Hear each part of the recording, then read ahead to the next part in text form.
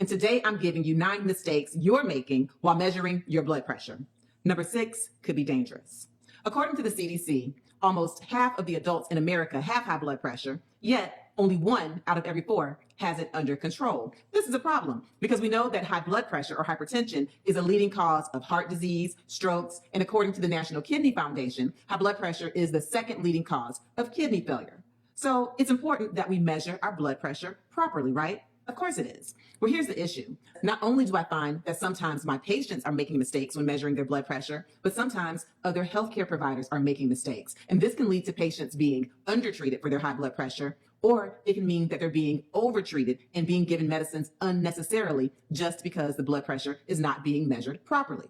So let's go ahead and nip this in the bud right now, because today I'm giving you 9 mistakes that you're making when measuring your blood pressure. And guess what? Other people might be making those same mistakes also.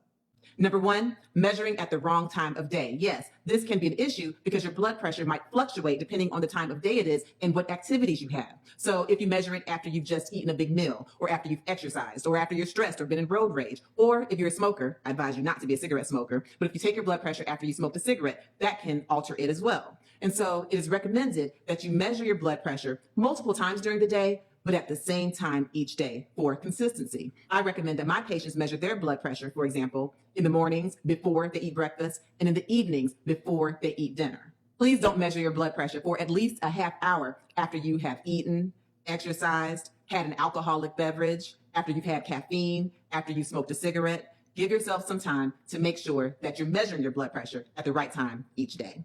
Number 2, using the wrong blood pressure cuff size. This is a huge one because if the blood pressure cuff is too small, it will give you a falsely high blood pressure reading. And if the blood pressure cuff is too big, it will give you a falsely low blood pressure reading. Now, this is what happened in the patient example that I gave you at the beginning. She was a lady of a larger size and she had some thick arms, okay? Her arms were large. When you purchase blood pressure cuffs, they come with a default size, right? And if you don't know, you automatically use that size. Makes sense, right? Wrong.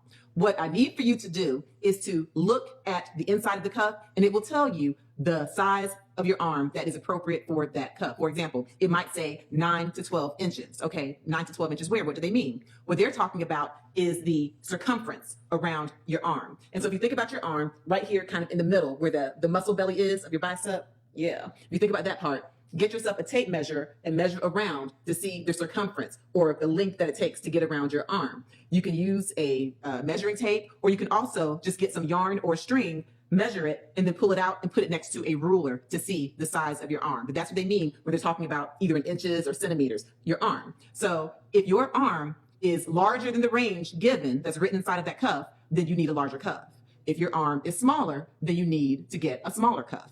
So what I have found over the years is that not only are patients making this mistake by using the wrong sized cuff, but a lot of times people in doctors' offices, the assistants in doctors' offices are using cuffs that are the wrong size. And so it's important that you advocate for yourself. If you already know the size of your arm and that instead of the regular adult cuff or the large adult cuff, you might need the extra large cuff, or you might even have a really big arm and you might need the thigh cuff. But if you know that, then when the nurse or when the assistant goes to take your blood pressure at a doctor's office, please speak up for yourself and say, excuse me, I notice this cuff you're using looks a little bit small. I actually usually need a thigh cuff, or I usually need a very large adult cuff to get the proper measurement. Just go ahead and say that to make sure you're getting the right measurements. Also, if you have a very small arm, a lot of my patients, especially my older patients, patients with low appetites, or patients who have been on chemotherapy, who are very thin, who aren't eating much, a lot of times they will need a very small cuff, sometimes even cuffs the size that children will use. That's important because if they go into the office and if the cuff is too big for that patient, or at home, if you're using a blood pressure cuff that is too large for a patient, then you might think that your loved one has dangerously low blood pressure. You might try to rush them, send them to the ER, when honestly, you just need to have a smaller cuff.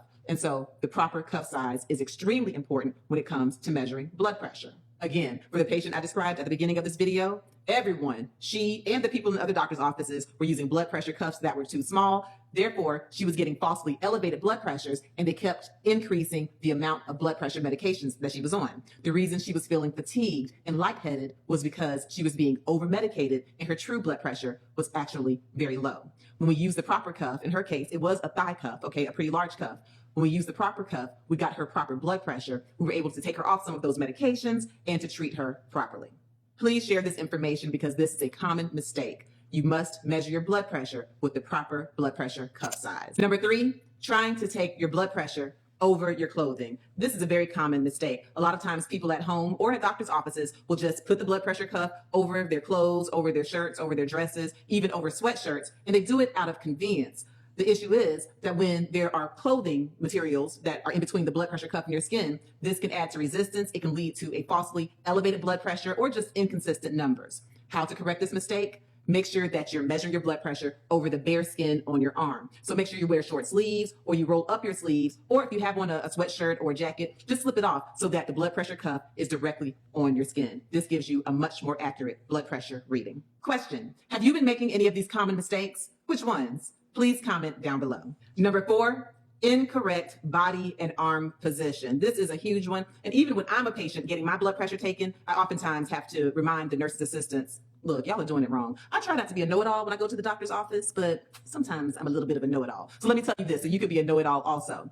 It is important that your arms are in the right position. So whatever arm the blood pressure is being taken from must be at the level of the heart, okay? So it should be at a table or on a desk at the level of your heart. If your arm is dangling down, that can give you a falsely high blood pressure. If your arm, for some reason, is up high, that can give you a falsely low blood pressure, okay? So the arm should be at the level of the heart when you get your blood pressure measured. Also, your legs should be uncrossed, your feet should be flat on the ground, and you should be sitting in a chair with a back, and you should be sitting upright. If you have your legs crossed during your blood pressure readings, which happens very often, if the legs are crossed, that can give you a falsely high blood pressure, and this is how. When the legs are crossed, that acts like a tourniquet or like a band that is pushing blood into your upper body. So what will happen? The readings in your arms will be higher. There'll be a higher blood pressure. So make sure that your arm is at the level of your heart in order to correct this mistake, and that your legs are uncrossed, feet flat on the ground. Trust me, you'll get better readings.